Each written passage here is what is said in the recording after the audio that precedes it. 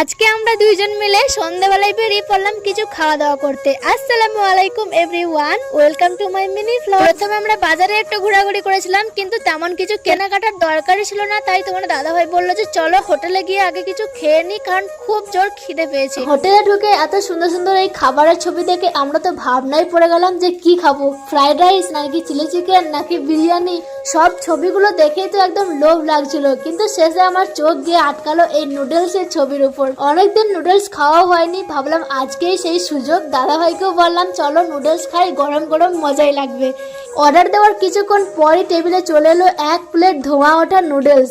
লম্বা লম্বা নুডলসের সাথে রঙিন সবজি, হালকা ঝাল আর মশলার গন্ধে মনটাই ভরে গেল। প্রথম কাটা তুলে মুখে দেওয়ার সাথে সাথে মনে হলো আহা, একদম আগুন স্বাদ।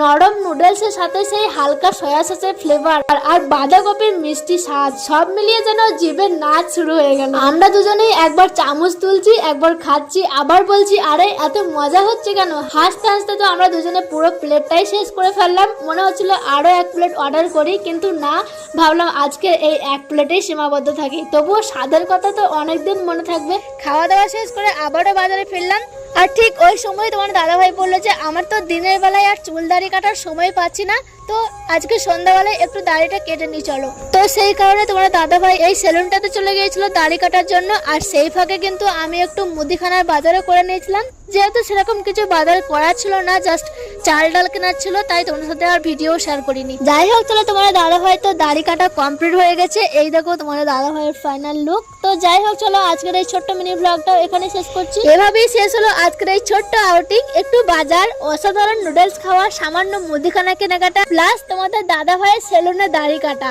দিনটা ছোট হলেও সময়টা ছিল মজাই ভরপুর। যাই হোক, চলো আবার দেখা হচ্ছে তোমাদের সাথে পরের মিনি ব্লগে। ততক্ষণ সবাই ভালো থাকো, সুস্থ থাকো, আল্লাহ হাফিজ।